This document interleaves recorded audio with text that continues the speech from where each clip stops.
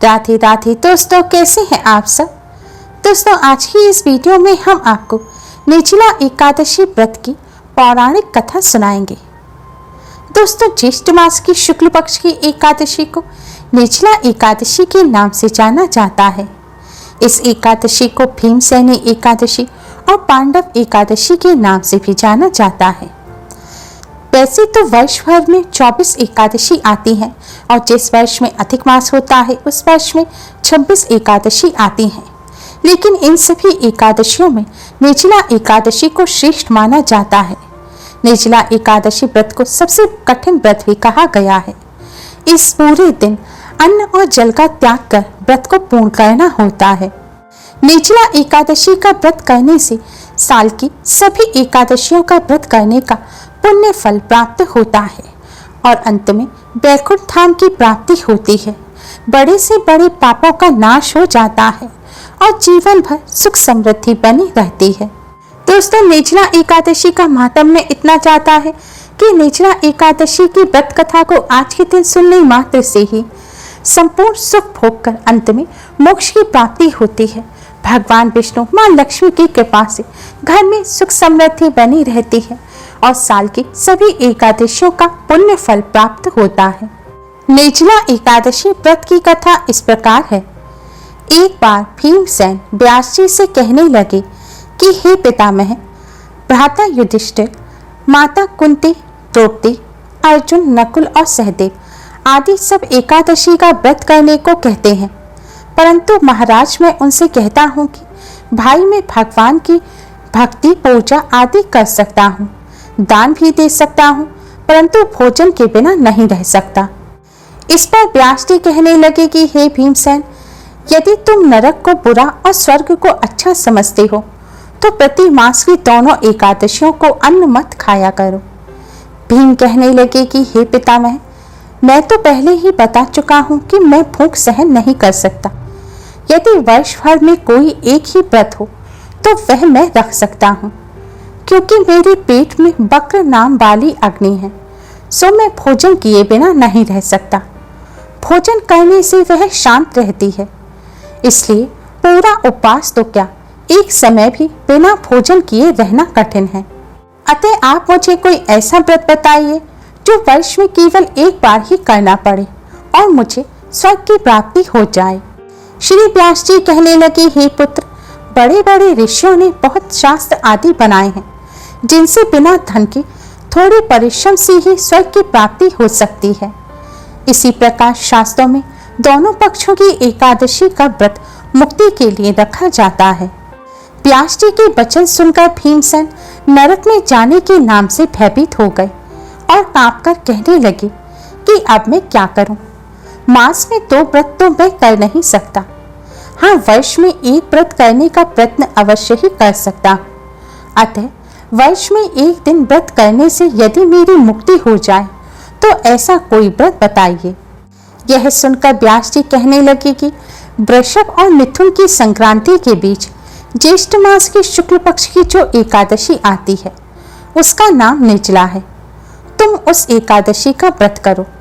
इस एकादशी के व्रत में स्नान और आचमन के सिवा जल वर्जित है।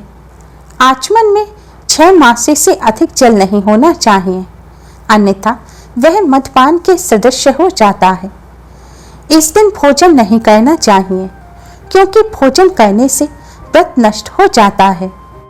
निर्जला एकादशी से एक दिन पहले 10वीं तिथि को केवल एक समय सूर्यास्त से पहले ही अन्न ग्रहण करना चाहिए और इस दिन सात्विक भोजन ग्रहण कर ब्रह्मचर्य का पालन करना चाहिए।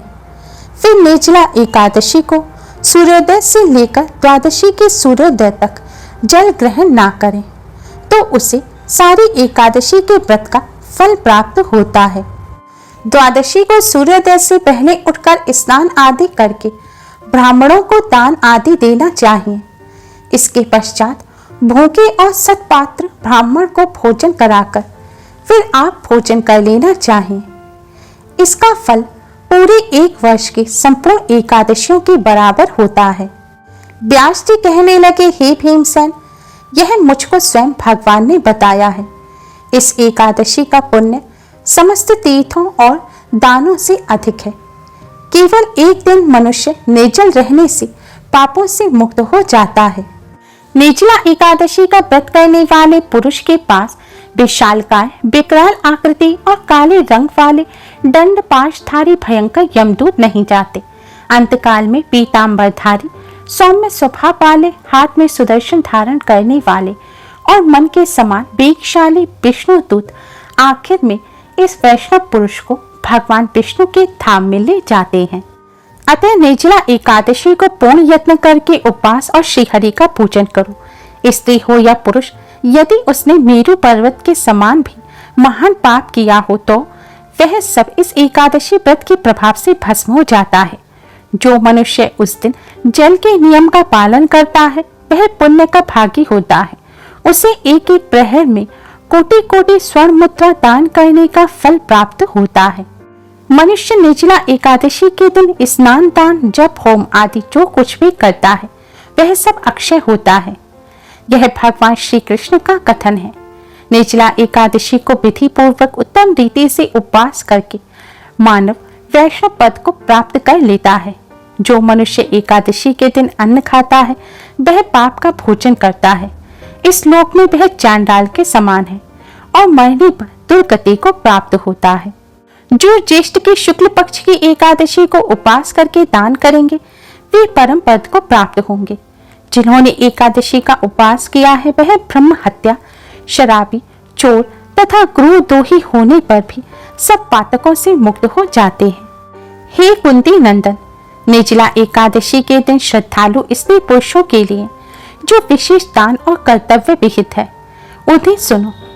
उस दिन जल में शयन करने वाले भगवान विष्णु का पूजन और जलमयी धेनु का दान करना चाहिए अथवा प्रत्यक्ष धेनु या धृतमयी धेनु का दान उचित है। पर्याप्त दक्षिणा और भांति भांति के मिष्ठानों द्वारा यत्न पूर्वक ब्राह्मणों को संतुष्ट करना चाहिए। ऐसा करने से ब्राह्मण अवश्य संतुष्ट होते हैं और उनके संतुष्ट होने पर श्रीहरि मोक्ष प्रदान करते हैं।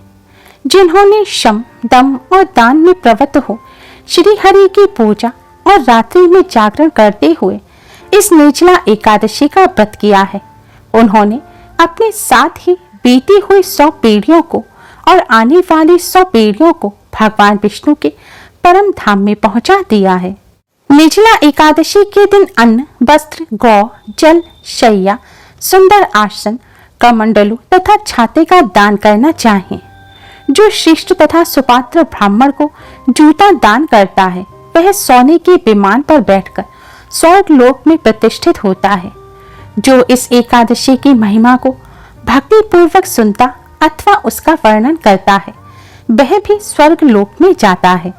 चतुर्दशी युक्त अमावस्या को सूर्य ग्रहण के समय श्राद्ध करके मनुष्य जिस फल को प्राप्त करता है वही फल इस महात्म्य के श्रवण से प्राप्त हो जाता है।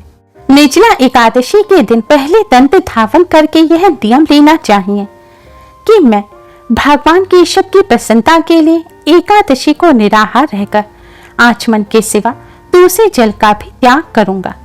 द्वादशी को देवेश्वर भगवान विष्णु का पूजन करना चाहिए। गंध, धूप, पुष्प और सुंदर वस्त्र से विधि पूर्वक पूजन करके जल के घड़े के दान का संकल्प करते हुए इस तरह प्रार्थना करें कि संसार सागर से उतारने वाले हे ऋषिकेश, इस जल के घड़े का दान करने से आप मुझे परम गति की प्राप्ति कराइए। इतनी कथा सुनाकर वेदव्यास जी कहने लगे, हे भीमसेन, ज्येष्ठ मास में शुक्ल पक्ष की जो शुभ एकादशी होती है उसको निर्जल व्रत करना चाहिए।